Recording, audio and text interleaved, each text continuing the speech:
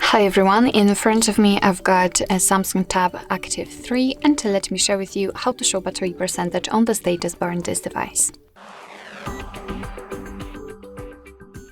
So let's start with opening the settings, and here in this left section we have to scroll in order to find a proper option which is right here in the notifications.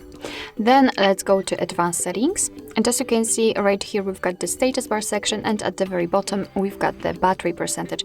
In my case it is of course turned on, however if you've got it turned off, just tap on it to activate it, and from now on the device will display the exact percentage of the usage of the battery next to the battery icon.